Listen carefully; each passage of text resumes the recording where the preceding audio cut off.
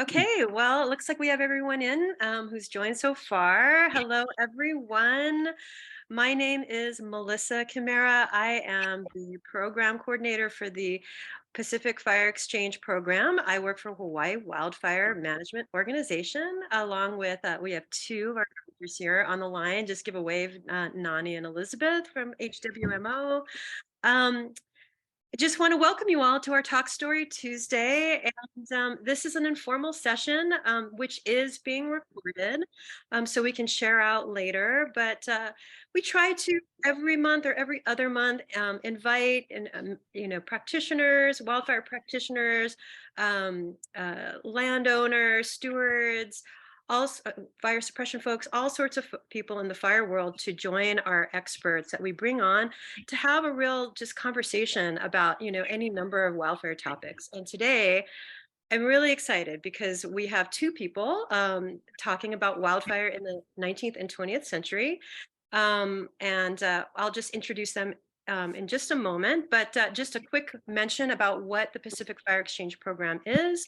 We are a fire science communication program jointly directed by the folks you see here, Nani Elizabeth, Clay Trauernicht over at University of Hawaii, and myself. And this is part of our sharing out, our science share out that we try to do, give you the latest tools and information about wildfire. So with that, we'll just get into our agenda real quick.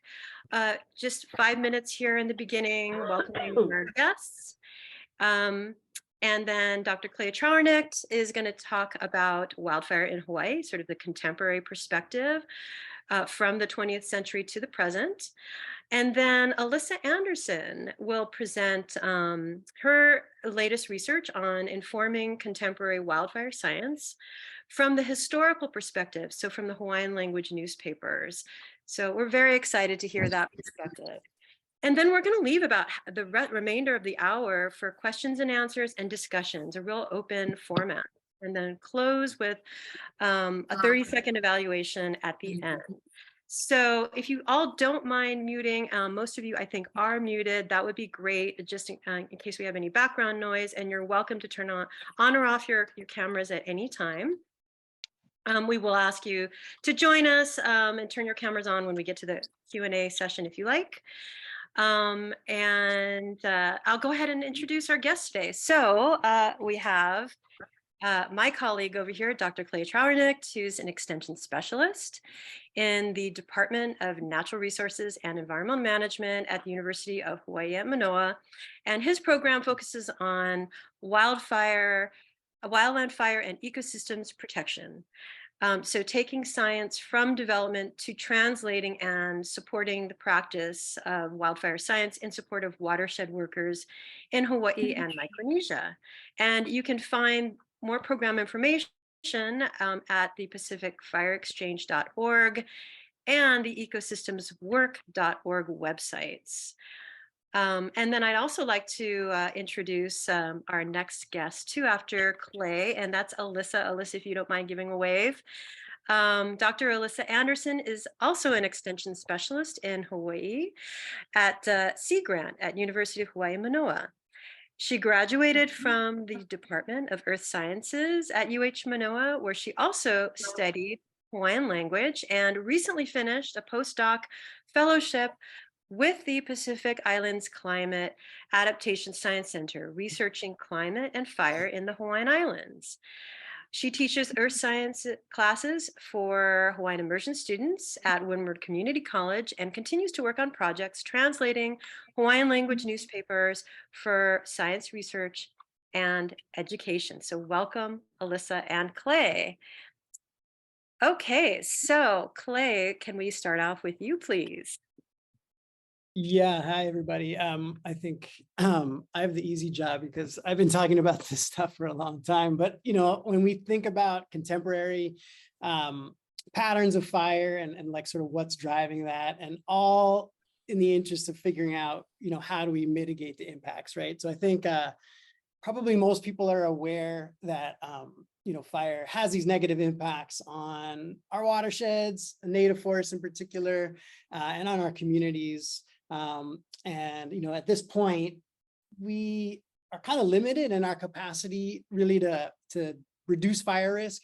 And so that places like an inordinate burden on the fire responders, right? So I think that's like a really important thing to keep in mind, that like all of that responsibility lands on their shoulders when a fire does happen. And so that's really what the work comes down to, and what Pacific Fire Exchange is kind of about, is trying to get those the best practices out to everybody so that we can understand how to mitigate this thing. And I think when we think about fire science and understanding these patterns, that helps us understand like where we should be taking action and where we need to worry, and then the kinds of actions that are most appropriate based on where we work and live, right? So like, what are we dealing with kind of in the real world, the material world, and what's causing this risk. And so just really quick, what I'm really stoked about Alyssa's project, and that kind of lead into that, is that most of the factors that create risk for us are social, right? They're like what we do and what we don't do, like as a society, right? And that, I think that's kind of the big take home that I'm going to try to explain right now. And what's cool about fire that I think, I mean, obviously it's exciting and it's like, you know, sort of scary, but it also like points to really clear actions that we could take, you know, that it's much, you know, kind of all these, like we think about climate related risks and hazards and things, like there's a lot of clear actions that we can take to reduce that risk. So it makes it kind of something more tangible that we can work with. And, you know, so in terms of understanding what's causing it, it's really about climate, fuels, right, vegetation, and ignition sources. And so, you know, these are the three main factors that we really think about when we think about fire occurring again and again, and like what's driving it. Of course, there's other factors that inform us, like how fire moves over the landscape, like fire behavior. But the big ones, like when fires are happening and where they're happening, are those three. And so for climate, we know that dry, right? Obviously, that's really, really intuitive. When we worry about fire, when we have dry conditions. The other thing that I think maybe is less intuitive, but I think for folks working on fire, they know it's happening. We have these green sort of wet, dry cycles. And for us, because so much of our risk is driven by non-native grasses, these wet periods like we're experiencing right now are actually really critical in driving fire risk down the road, because all those grasslands accumulate fuels as the rains fall, right? So sort of right now we're looking at the landscape, everything's greening up and it's sort of priming the season that's to come. And I should probably back up a little bit in the context of like contemporary fire risk, is that, you know, most of these changes that we're talking about have been brought about by people, right? So why our ecosystems and watersheds are so sensitive is that prior to humans arriving, ignitions were very limited, right? So we didn't have a lot of sources, natural sources of fire. So lightning is very, very infrequent in Hawaii. And so it was really when, you know, Hawaiians first came, they would have brought fire as a tool. This is like across the world, and used it with skill and intention and purpose, right? To sort of achieve outcomes, farming, clearing for agriculture. There's accounts of using peely grass lands, burning intentionally to actually improve thatch, right? So this really changed things as far as introducing fire into the landscape. And all that to say is that what we're worried about sort of up Malka is our native ecosystems there were not evolved with frequent fires, right? So the impacts are pretty big. And then obviously when you have these fires rip across the landscape, it exposes sedimentation delivery and things like that to the nearshore ecosystem. So anyway, I feel like I skip that often because for most people that are working in these ecosystems, they understand what those impacts are. So backing up, we have this kind of wet, dry cycles with climate. The other thing is fuel. So I already mentioned that, right? So this is these grasses that are like really ubiquitous. They were brought in for different reasons, mostly for cattle, for forage, some introduced for, accidentally, others for ornamental purposes like fountain grass. So we've got all these introduced species that are very fire adapted, that are really dominating large portions of the landscapes. It's about 1 million acres statewide are dominated by non-native grasses and other fire adapted shrubs like haulikoa. And so these landscapes are primed. They're super sensitive to those climate fluctuations I was talking about.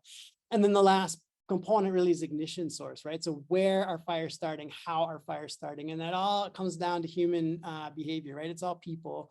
I think about what we know, that's limited records as far as like finding out what starts fires, but we know it's about 75% they're accidental, which means they're preventable, right? So better education, not using tools and machinery when it's hot and dry, windy conditions, those kinds of things. So that can inform education and outreach, for example. And then like, why our landscapes are so sensitive, kind of backing up to the fuels is the other thing that's really something that's within our power to control and change. So we can alter the grassland fuels, we can create fire breaks, we can do green strips, we can graze. These are things that we actually have control over. We can manipulate, right, the conditions that would reduce that risk. So you imagine like a big stand of forest. There's like tell students, it's like trying to like hold a lighter up against a tree trunk versus holding a lighter up against all this fine grass. Like which one's gonna light and carry the fire, right? So these grasses are really what's causing the problem. And in the grander scheme, and this is like, I think the segue to Alyssa's work, it's kind of thinking about what change has happened in the landscape that we have this 1 million acres sitting out there of grasslands. And the biggest changes, again, are social. And by that, it's really what we're kind of living in is this like legacy of plantation agriculture and ranch lands that are now kind of shrinking. Their footprints of these operations are shrinking, right? So, you know, can't even go into the history of plantations in Hawaii as far as like the social and economic impacts that they had. But the outcome now is what we're seeing is all that plantations pretty much dried up. There's some pineapple left, but all the sugar's done.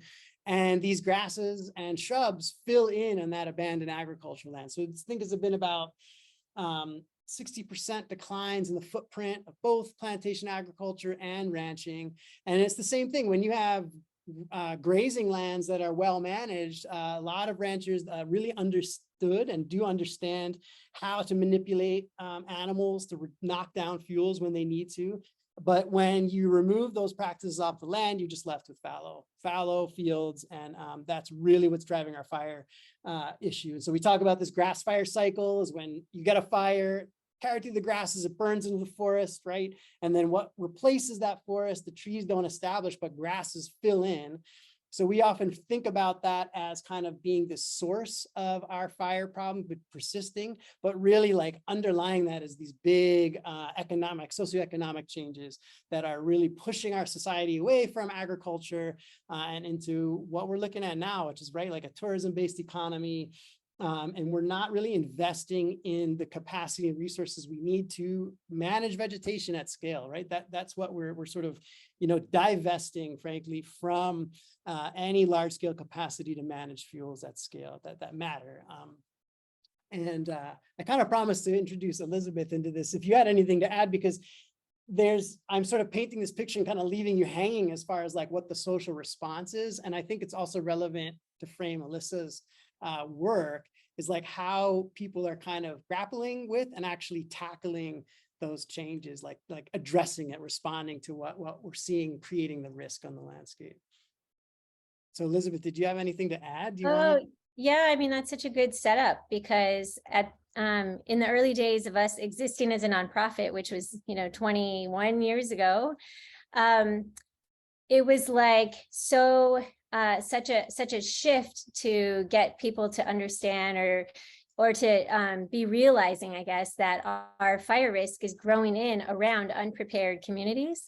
It's not always been there. It's not something people grew up with necessarily, but that the fire risk is increasing. And it's not just a one-off that we're having fire. It's become predictable. It's become cyclic. It's a thing now in Hawaii, and we're not all caught up in our policies, in our actions, in how we even put out our campfires. So there's been a lot of work that's gone on in the last 2 decades to get us caught up in our awareness, and then in our awareness, not just that fire is an issue, but also that there's a lot we can do about it. And what those things are, there's a lot of growth in the programming and support available for people to take action, both around their home and yards as individuals, families, and residents, but also as communities. We have the Firewise program now that supports whole communities to take action on their own, to address communal areas and their adjacent boundary areas to deal with fuels management. And then, we're working with a lot of land managers who now fire is a priority in land management operations among so many of people who are natural resource managers from Mauka to Makai. And even just trying to stabilize sediment in riparian areas or prevent fire upslope to prevent downstream impacts, et cetera. So I would say on the social side of things, we're getting caught up. On the everyday actions, I would say I feel really hopeful. And the growth, even in the 15 years that I've been a part of the organization, in that part of things on the social side is pretty amazing and hopeful and impressive. And we're not there yet, but we're getting there. And it's just really cool to see the needle move. Where we haven't yet caught up, though, is on policies, budgets, and just capacity in general. So we don't have great I don't think we have adequate codes. I don't think that there's enough capacity to enforce them. I don't think we have enough policies or prioritization of wildfire in the sort of legislative world, county, state, even federal, in some cases in terms of what's available for people in terms of money, what's enforced, like the carrot and stick, we need all of that and capacity to really address this comprehensively, because there's a role for everyone to play and everyone needs a little bit of support in those roles to actually deal with the prevention side of things, the mitigation, the post-fire recovery. But I do feel like socially we're starting to catch up with our actual risk that we are seeing on the ground. I don't know, is that what you were sort of thinking, Clay? Yeah, no, that part of the great. story. Yeah, and I think it's cool because what Alyssa was able to do, and she's going to talk about now, is really like what was some of the perceptions of fire then, and we kind of put this fire history out that we started cobbling together from available sources that takes us back to about 1904, and really though, but the social context is what we're dealing with is now, like you guys who we work with and the people dealing with this stuff. And so I think what Alyssa's been able to do and show the potential for is diving into, what fire impacts are happening prior to this history that we've got. I mean, I think like 100 years sounds amazing, but I think I actually presented this at like the geology department here, and they're like, "Oh, 100 years isn't that long of a history." Actually, I was like, "Yeah, I guess you're right." And so just thinking about like the potential for Alyssa's work to kind of push the history back, but also to kind of inform like how our perspectives differ now and maybe not differ really from this impact, right? So this is like, I think what I like to show is like people are have been dealing with this, right? Even now, like when I talk to people now, and it's like 10 years ago, like there was a fire in that same place and people were dealing with it, right? And so it's not like it's a new thing, but I think it is, as Elizabeth was saying, awareness is growing. So well, I know thank there's you, before Elizabeth. I pass up to Alyssa, there's a hand raised. Well, but let's hold off on that. Let's get to the presentation part. But thank you, Elizabeth and Clay, for like jamming all of that wonderful context in like 10-15 minutes. We could spend so long on that. And let's segue over to and I know there's someone with a hand raised, but we're just gonna wait a moment to have Alyssa go next. So we'll backtrack to your work, Alyssa. So take it away. Okay, thank you so much for the introduction, and aloha everyone. So today I'll be presenting on my postdoctoral project that I worked on for the Future of Fire Fellowship with the Pacific Island Climate Adaptation Science Center. So I'd like to start by thanking them and our whole team for supporting this type of important work, and also give a special mahalo to my Hawaiian language kumu Lalapakoga, who continues to teach me Hawaiian language and translation research. So the main takeaway that I'd like to convey from this talk is that historical Hawaiian language newspapers can be extremely valuable resources for addressing these sorts of themes in wildfire science. So as Clay was explaining, fire regimes in the Hawaiian Islands have shifted to greatly increased wildfire occurrence, almost all of which has been driven by these human-caused ignitions and invasive species associated with changes in land use. But despite all of this recent fire science work on contemporary drivers of fire in Hawaii, the social dimensions, and especially those considering historical perceptions from Hawaiian language primary sources dating back to the Hawaiian Kingdom, have been largely overlooked. And as a result, the contemporary dialogue around fire history is written without this Hawaiian voice of the newspapers.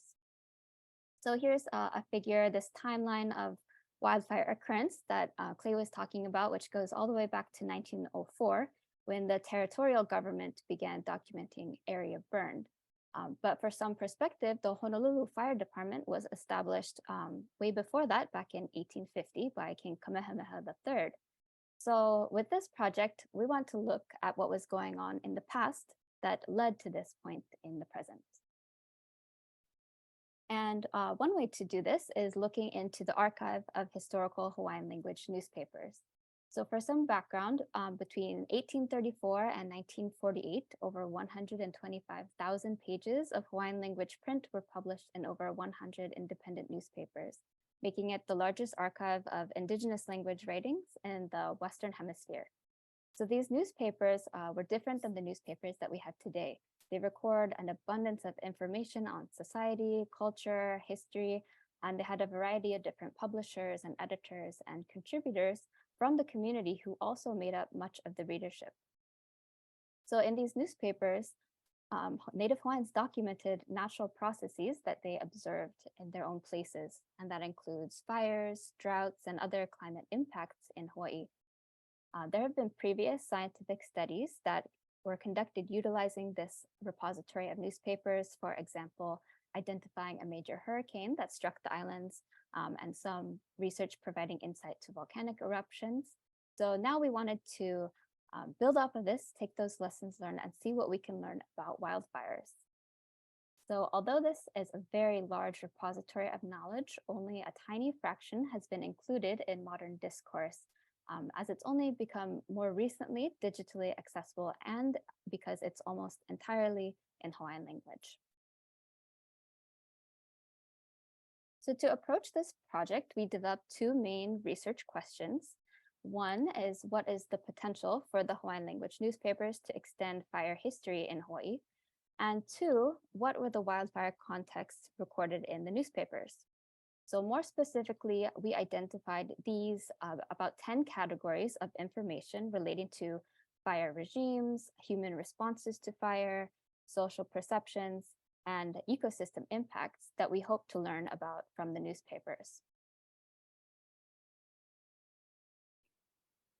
So I looked through newspaper archives that were publicly available through the online Papakilo database. So anyone can go to this website and search for articles. It's word searchable, which is really great. The first step to looking for articles is choosing indicator words on the topic to search for. So in this example shown here, I wanted to search for fire. So if you're searching this archive, you need to enter in Hawaiian search terms since it's all in Hawaiian. So the word for fire in Hawaiian is ahi. And you can see that that gave about 45,000 results. So that can seem a little bit daunting, but it sort of gives an idea of how much material is out there. So from here, these mentions need to be sifted through to come up with relevant articles. So this is really important because there can be a number of errors with the digitization process of the text itself. And then also you need to make sure that the content is relevant. So for example, I searched for a large fire and you type in ahi nui for a large fire, but ahi is also the word for ahi tuna fish. So I'll get articles about large tuna in Hawaii as well. So you really have to go through each of these and make sure that they're about wildfires that we're trying to address. So from here, this is what a relevant article might look like. So I'll catalog that. And then from here, put it into a spreadsheet and then collect articles in this way.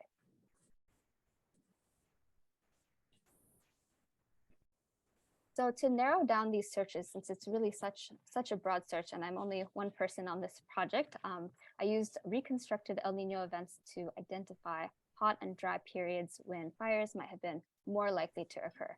And after some preliminary searches, we decided to focus this particular study on 2 wildfire events that were recorded in the newspapers. Although there are many more accounts of wildfires and climate topics as well. So the first fire that we selected for this project was a large wildfire in Hamakua, Hawaii that occurred in 1901. This is important to note that it's documented as the first disastrous wildfire in Hawaii that prompted that annual reporting of area burned from that previous figure. So the other fire event that we chose to look at was a smaller wildfire that occurred back in 1877 on Kauai, which was selected because it represents a different geography, being on the other end of the island chain.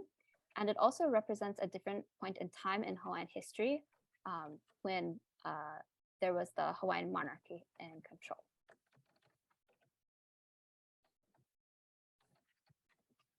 Now, this 1877 fire in the Kapa'a area was documented in great detail by contributors in Hawaiian newspapers. But at least from what I was able to find, there was only one short mention in this English newspaper, the Pacific Commercial Advertiser, that cited the Hawaiian newspaper as its source. So this is important because these findings that I'm about to present were, as far as I could find, only available in Hawaiian newspapers.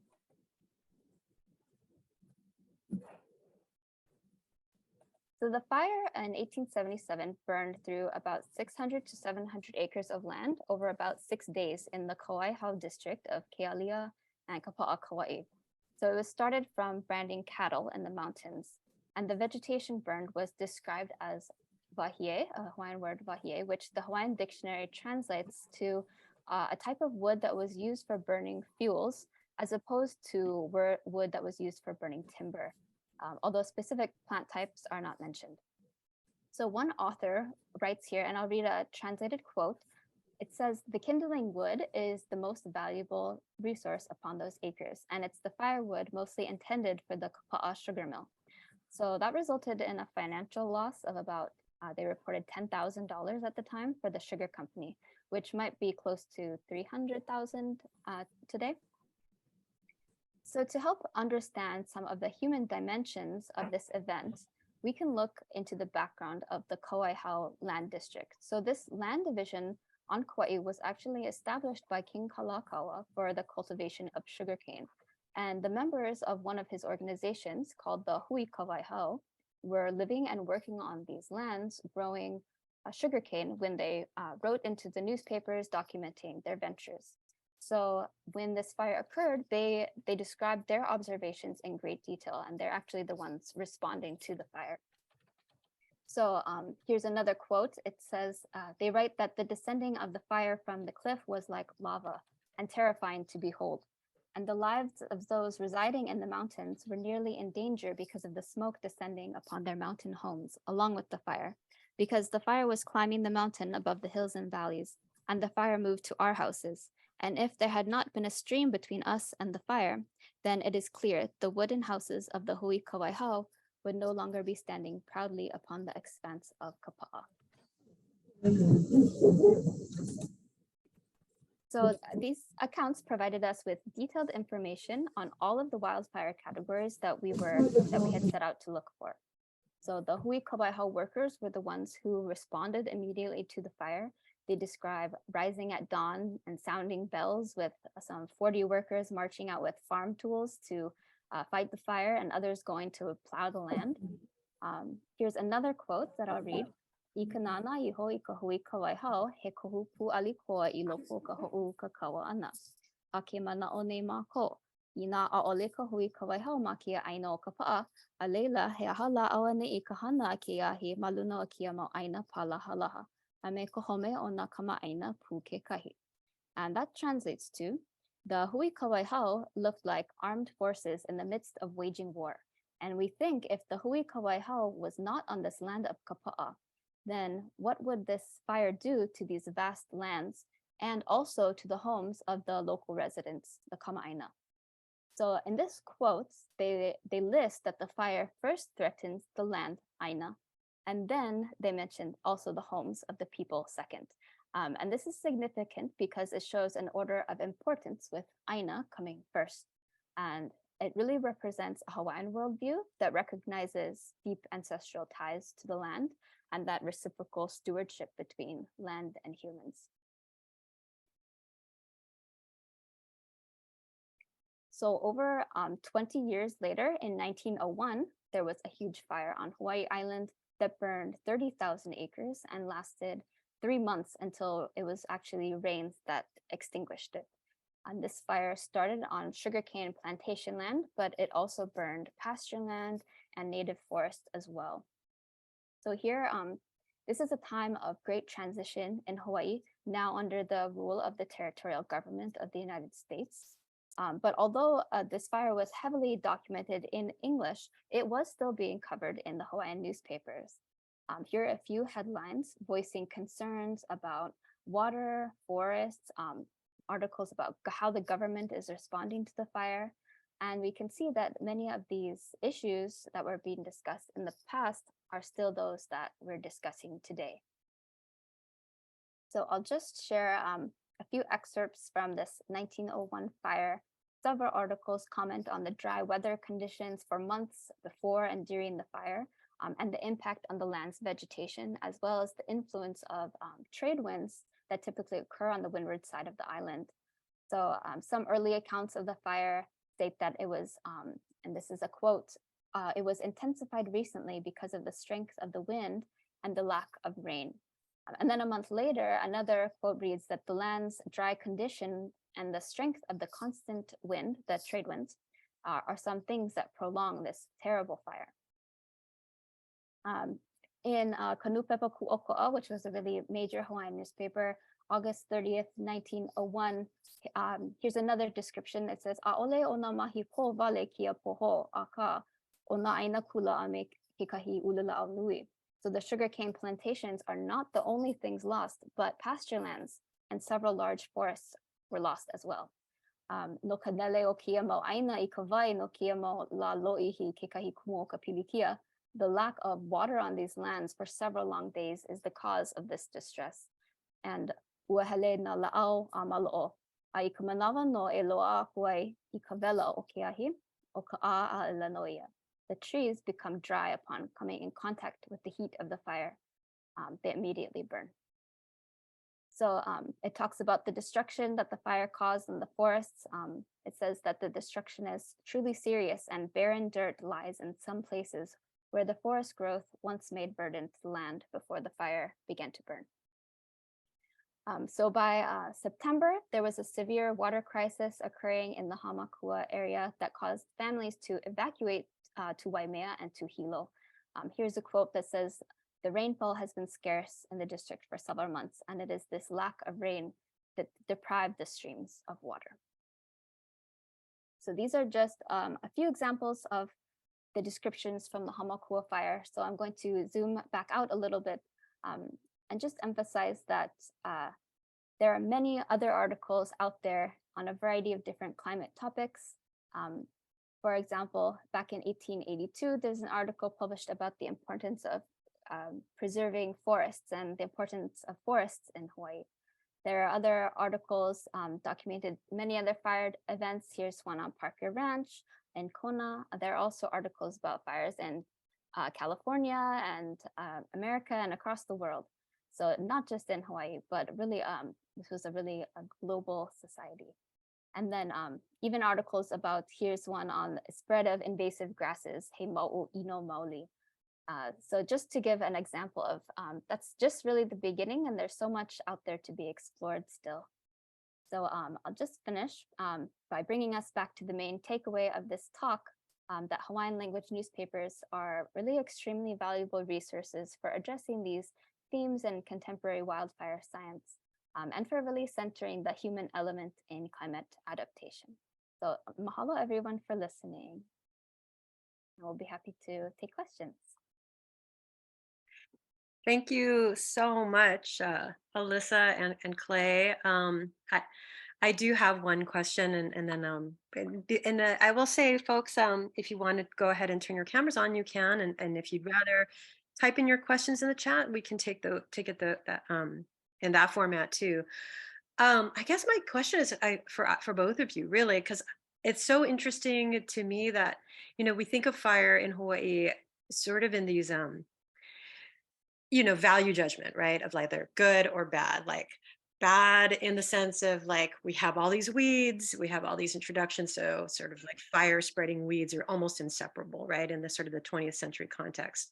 Prior to that though, of course, you know, it was being used as a tool. It still was being used as a tool on the plantations. I guess Clay, maybe you could speak to like, when At what point did Hawaiians or Pacific Islanders transition away from burning lowland areas, which we know they use it as a tool to clear areas, and then perceive it as, you know, not a good thing in the context of like burning up into forests? Like, when did that practice sort of stop? Did it ever stop? Did it just go back, go into the plantations? I'm just like curious about that transition of it as a tool in those different settings. And maybe Alyssa, Well, you know too. well, real quick, I mean, I think that the short answer, easy answer is we don't really know, but like everywhere else in the planet, it usually comes along with the reconfiguration of what constitutes wealth, right? And so when you suddenly think that, all right, you know, you're going to introduce, like, colonization happens, and suddenly, you know, you have Europeans looking at this landscape as like, how do we make money?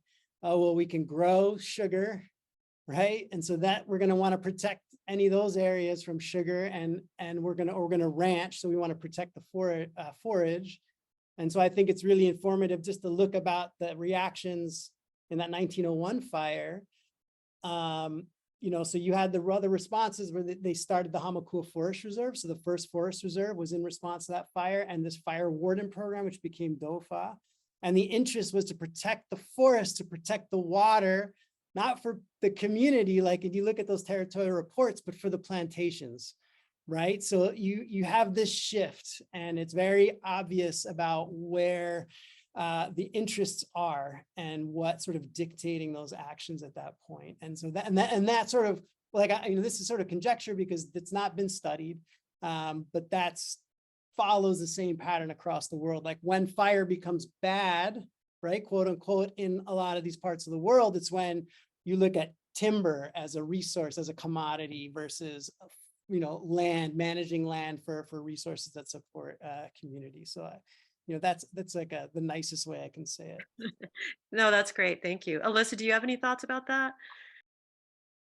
Yeah, I agree with Clay. It's really hard to say, but there's just so much change going on during that time that it's hard to attribute it to one factor. Just contact with of Hawaii with the outside world, and the Hawaiian Kingdom was they were so modern and advanced, and really keeping up to date with all of the global affairs. So it's really that interaction. You know, even before the overthrow, the Hawaiian Kingdom was really in charge, and they wanted to do all of these great global affairs. So I think with that comes, you know, interaction with the outside world and these changes that sort of happen naturally. Thank you. I realized Jojo, iPhone Jojo, whoever you are, you've had your hand up for quite some time. So if you'd like to unmute and or type the question in, feel free. Thank you. Yeah, I'm Jojo, and I live in Kauai on the Big Island. And I would type my question, except I wanted an answer to figure out how this whole process is going to work out for our community. And so my question, I have two. And the wind factor in Kauai is the problem for this community because of the location on the island. If you look at it, we sit in a bay. So the wind goes in a circle. It doesn't go from the mountain to the ocean, or it does too. But when we have like the storms for the last month, our wind system goes in a circle. So it's like a hurricane out here. But I noticed in all of the documentary with the government and whatnot, wind is not a factor. The wind factor should go all the way to North Kohala. And I'm happy that you're talking about water, my second subject. And that is when the sugar plantation in those days got water, it came from Kohala. It passed right by Kauai in a plume and went out to Hamakua. So everything in the Kauai Harbor area, from the top of the mountain all the way down to the ocean, it got stripped of the stream resources that Kamehameha had in the days that he made Pu'ukohola Heiau. So there's no water. Okay, so if I go back to 1985, Hawaiian Homes awarded lands in Kauai High, where's the water? And so in 1989, 1990, there was a fire because of the wind. It knocked down all the poles and the electrical lines sparked the fires. And this is like all the time. And we still have a problem with acquiring enough water to do that. So the helicopters, even out to Waikoloa and Parker Ranch, where they had their fire 2 years ago, right across Parker Ranch in Pu'ukapu out to Waikoloa, they brought water from the ocean. So all of the potable water resources are going out to Hamakua.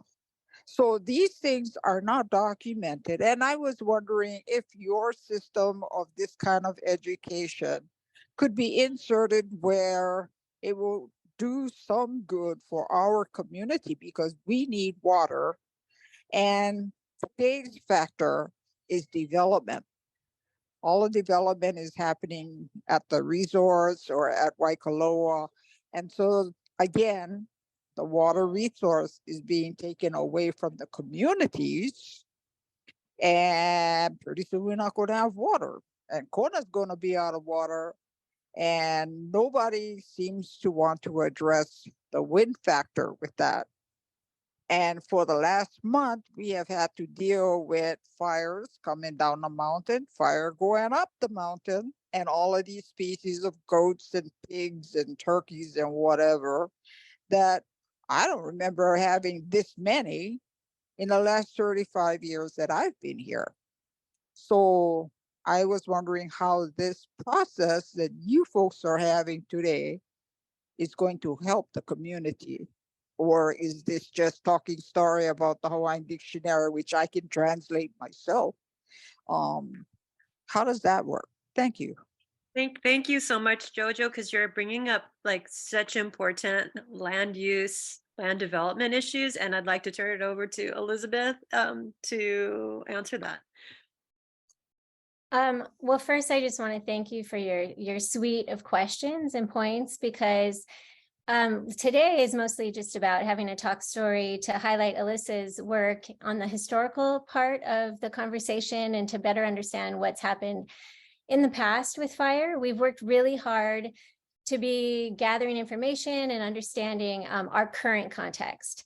And so Clay and other folks, maybe even on this call, have been working for years to gather all the fire records from our fire departments and put it all together and map where the fires have been. So it's been, just a new effort in the last decade or two to even tell the current story of what is happening with fire, because it's changing. Drought may be increasing, or episodes of drought, our winds might be shifting. So you're right on in all the points that you make in terms of it's interesting to tell the story and understand, but we also need to be thinking in real time, what do we know now? What do we need to know about more now in terms of the microclimates and what's going on for each community? And we also really need to take action. So on the one hand, I just want to let you know, we could follow up after this, but I just finished writing the fire plan for the South Kohala area and Kauai High. It's actually called the Greater Kauai High Wildfire Plan. And so we definitely looked at wind. So there's wind. We look at a lot of things when it comes to fire behavior. We look at wind, we look at episodes of drought and precipitation. We look at what kind of vegetation is around. And so that is new, and it's, we'll be introducing it probably through a format like this in order to share, what all went into that, but it's a really new kind of plan. It's not just how to fight the fire. It's really that there is work to be done with our neighbors and residents and around our community areas, and there are opportunities to do so. The Kauai High area, not Kauai High itself, but all up and down Kauai High Road and Akoni Pule Highway, we have our biggest cluster of nationally recognized firewise communities.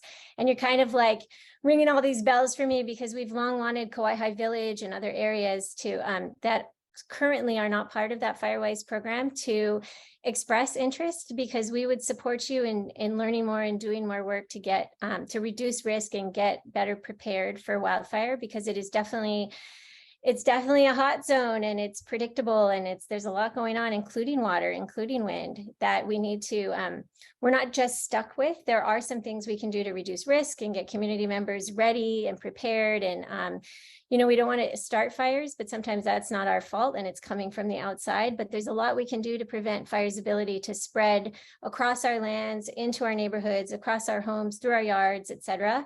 And then there's other pieces too, like being ready for evacuation. So there's a lot available to you that we've worked hard on. Our main, even though we work in Hawaii and across the Pacific, our main office is up the hill in Waimea. So I just want to invite you to follow up. I'll put my phone number in the chat if you want, but we can follow up about what we can do for Kauai High. We're already working with Puako, Wailea, Kohala by the Sea, Kailapa, Anaikona. So all the communities all around and up and down Kauai High Road have a lot of similar concerns as you, and everyone's getting together quarterly to talk about lessons learned and what we can all do together. So I just want to invite you into that mix, because it's not part of the Pacific Fire Exchange program, which is more educational, which is what we're on today, but there's a lot of other stuff going on. So I just want to invite you into that and let everybody know that that exists probably for your area as well. So you can be in touch with Hawaii Wildfire, you know, after this call, and we'll dive right in and unpack a lot of those really important things that you just brought up. Okay, but the thing about this, you mentioned Kailapa, that's where I am. And the only thing we got out of that is, here we are. What do you want to do? So I suggested, how do they help us do an emergency evacuation plan? And they said, we don't know. So that's for the last couple of meetings. So as far as for Kailapa, I can tell you, nothing's happening and it doesn't work. So that's why I joined this conversation, to find out a way to get it to work. We have one entry into this subdivision that goes up 10,000 acres and over the Kohala Mountain Range. So the fire is on Akonipule Highway. We stuck in a subdivision with a fire. And so I asked, where's the evacuation? How can you help us with this road? You know, we'll be happy to talk to Hawaiian Homes, no problem there, but it's not working. So I just want to make sure that you know the Kailapa portion of this presentation you just gave is not working. Thank you. Yeah, I would just add, I don't think you're not the only folks that are really frustrated with this. And I think that we're at this point now where we're like providing this information, like we can characterize the risk. And I mean, I'm hitting the same sort of point of frustration. It's like the risk is there. We know where it is. We know what's driving it. So when you talk about wind, right, like that really raises, the Mānoa Road Fire is a perfect example of this. The wind was so strong, you had 45-mile-an-hour winds that even well-grazed pastures and Parker Ranch were not doing a thing, right? So that needs to we need investment in other strategies to reduce risk, which could be fuels conversion, reforestation, as an example. And then real quick, the other thing that you bring up that I think kind of ties directly to what Alyssa's doing is looking at this history of water diversion and trying to understand that the vulnerabilities that we're experiencing today, it's not just because of the grass, it's because that we have not invested in communities. And so, you know, we had a really interesting field trip years ago, Kahiki Nui, another homelands on Maui, and we just brought the fire department there and DOFA, who are responding to the fire, and Hawaiian Homes, folks from from Oahu, so that the community members there could voice the similar concerns. There's no evacuation, the roads are underdeveloped, there's no signage, right? All these things that we're saying are very, like an evacuation route is like so fundamental before you're thinking about fire breaks and grazing plans and things like that. And so I guess all that to say is that, you know, the best that we are hoping to do right now is we can hand you guys information that can help advocate for what these needs are. It seems so obvious to us that we need better investment. And then how do we nudge folks forward to get the resources and capacity that they need to do that? And I think I share your frustration. Yeah, I think Oh, thank you, Jojo. I'm so sorry to cut this off. I just want to get to and we do want to keep this going, the conversation going, Jojo. So if we can take it offline, and please make sure you, if you can, just send me a message or include your number or email, then we can Great, address. thank you. Oh, sure. Sierra, McDaniel, you're next. What is your Okay, question? thanks, Melissa. Hey, Alyssa, thanks for doing this work. It's really amazing. My question is, when you're going through all the newspaper resources, if you came across maybe Mo'olelo or Oli going kind of further back in the fire record, any references to fire kind of pre-cattle, pre-sugar, more in that realm? That was something we did talk about, looking into Oli or Mo'olelo, but it's much harder to interpret. And for me, I felt more comfortable looking at articles. There are certainly things out there, but I didn't think I had the expertise at this time to try to tackle such a big task. But I'm sure they're out there, and it's a little harder to pinpoint, what exactly there is trying to be said, and if we're supposed to know what was trying to be said also. Yeah. Yeah, Okay. great point. Thanks. That makes sense.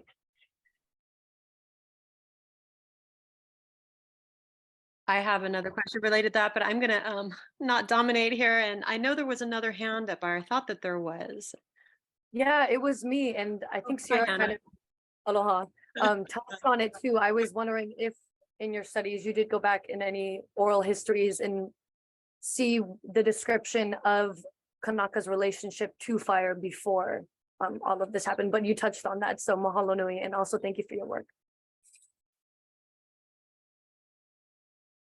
Yeah, I mean, it just opens up so many more questions for me, Alyssa. Namely, like, I know there's just how many thousands of records with ahi in it, and like then you start wondering, like, okay, how many and where and what was the impact? So, I know your paid work on this is probably POW at this point, but are you curious? Are you looking to do more of it? What are the next steps for you?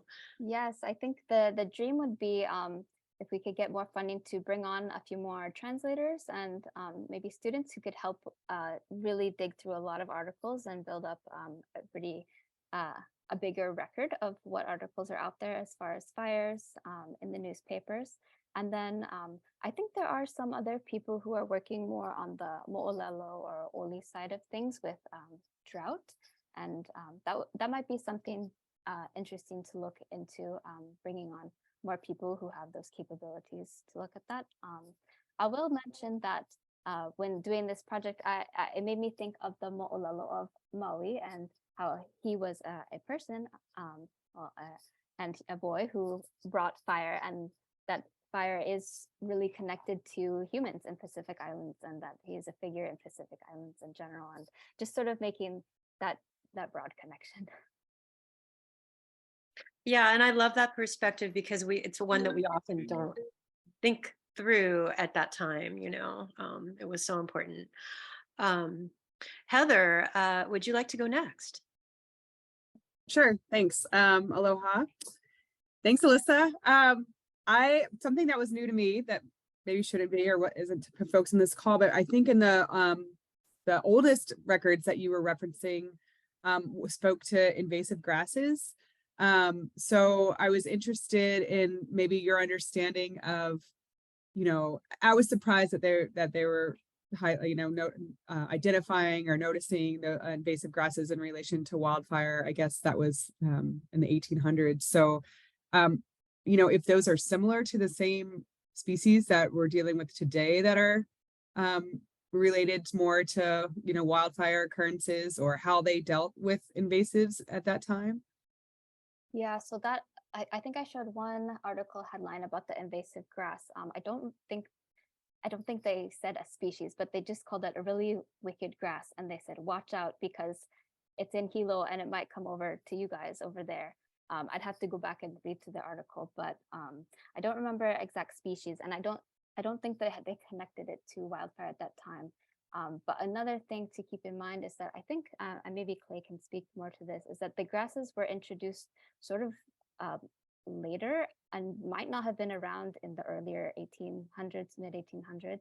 And so keeping that sort of timeline of when the newspapers were around with when all of these grasses were introduced might also help to figure out when they might have been occurring and if they might have been factoring into the fires. Thanks. Yeah, I don't know exactly. There's some records, like I think guinea grass, they've dated to like 1901 or 1903, something like that, but not all of them I've quite figured out. But it would have been, a lot of them would have been, you know, along with grazing, right, as they were developing pasture land and stuff. Yeah. Carolyn, you might know actually good answers for some of them. No, but I don't have all the answers for sure, but what you just hit on is really key. It's very interesting when you start to try to trace, like, how long has this grass actually been here? And when you realize, like, for example, Kikuyu grass dominates a lot of our grasslands on the higher elevations, but it's only been here just about 100 years. Right. And prior to that, there were all these other grasses that really had a different influence than Kikuyu on the landscape.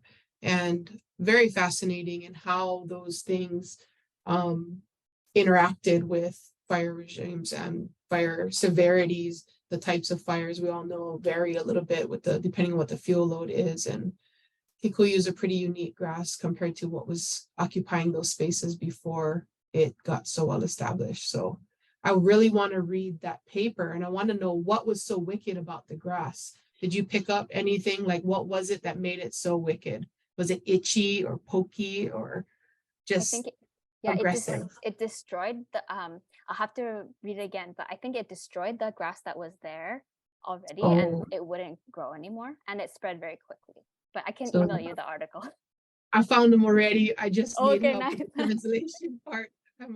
My translation skills are not very good. I can kind of get the gist, but yeah, if you have notes on what your translation was, I'd be really stoked on that.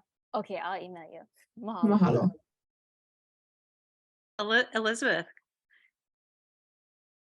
Oh, yeah, I just wanted, I know we're going to be wrapping up soon, but I just, of course, wanted to thank Alyssa for her work in an area that that hasn't been done yet related to fire, and just to sort of point out that a theme among all of our folks who've spoken up today is that there's a desire for more information, for more understanding, for more research in the direction of understanding our history with fire and Hawaiian history with fire, but also just in general modern stuff. And we are just dealing with a topic that is new, and we're not caught up yet with our infrastructure, with our evacuation, with our community action, with our driving on grasses when we shouldn't. I mean, in just every single direction, this particular topic of wildfire is something that we need advocacy for, we need participation and engagement in, from the academic side all the way to the action on the ground, communities, natural resource managers, firefighting. Like, we're in every direction, there is need. And yet there's also a lot of hope because stuff is happening. So I just wanted to thank everyone for being here, because I feel hopeful in this whole world of there's so much to do and so much to learn and so much more to be done when I see that everybody's engaged and we're all thinking together. And the comments that have come up have been in all different directions, and it kind of speaks to the breadth of all the things that need to happen when it comes to fire, but also all the ways that fire matters to each of us and how it impacts us. So just as a kind of like a concluding thought, as I listen to everybody, I just wanted to point that out, that we need more advocacy, but it starts with people getting aware and caring and then doing their part. And it's just really cool that everyone's doing that today. Well, thank you so much, Elizabeth. I knew there was a reason why I asked you to join super last second for that wonderful summary, tying all of it together. And I do want to encourage everyone to, and I'm just going to put this here in the chat. If you can take a moment to just fill out our survey about what you liked, what you didn't like. We do take these evals really seriously to figure out, exactly what kind of topics you'd like to hear, what you'd like more of, what you'd like less of. And then also, if you didn't find out about us through the Wildfire Communications and you do want to get a monthly newsletter that I send out every month, please sign up for that too, because we are trying to do these, once a month and once every other month or so. And I was going to say any last questions, but we're really hitting the 12 o'clock mark. So I think we're going to end right on time. Thank you all so very much. Thank you, Clay, Elizabeth, and Alyssa. And, oh, did we have a hand up here? Oh, no. Okay. All right. I guess that's a farewell. Thanks, everyone. We'll see you next time.